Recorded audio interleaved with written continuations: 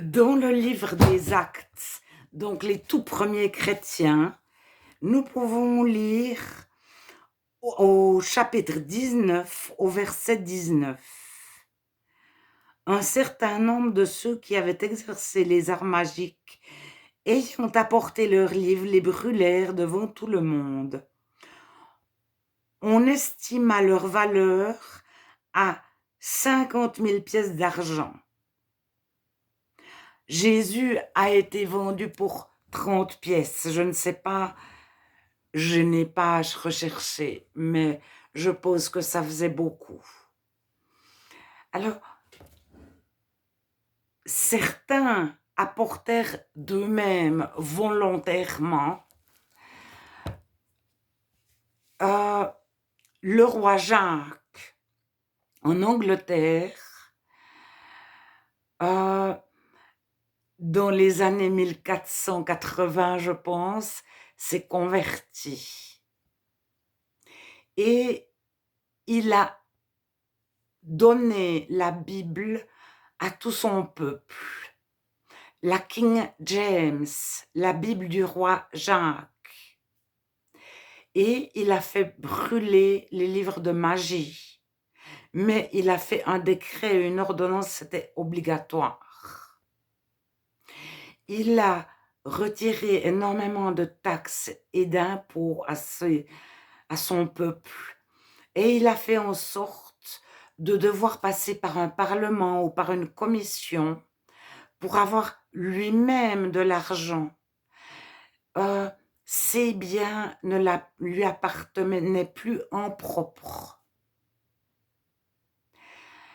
Donc, il a changé entièrement la façon de considérer un gouvernement royaliste avec un roi.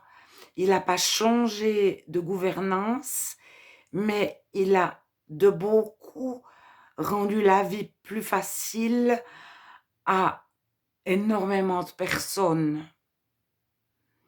Mais comme ça a été imposé, les personnes qui faisaient de la magie ont dû brûler leurs livres, mais à contre-cœur. Et déjà, la génération suivante, son fils, au roi Jacques, a été entouré d'un parlement non chrétien. Et son fils était chrétien. Généralement, un chrétien qui a un enfant, même si son conjoint n'est pas chrétien, l'enfant naît avec le Saint-Esprit. C'est en 1 Corinthiens 7. Si un des deux parents est saint, l'enfant est saint. Donc, il a le Saint-Esprit à la naissance. Alors, le fils du roi Jacques a été entouré d'un parlement qui devait voter si de l'argent pouvait être accordé au roi. Et ce parlement non chrétien dans son cœur, qui avait été obligé de faire des choses parce qu'on y avait imposé une religion,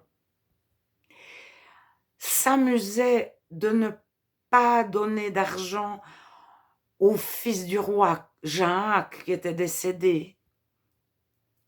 Et c'était pour souligner l'importance de la conviction personnelle. Dieu convainc une personne de faire quelque chose si elle y est obligée dans son cœur, ou sitôt qu'elle en a la possibilité, elle va faire autrement.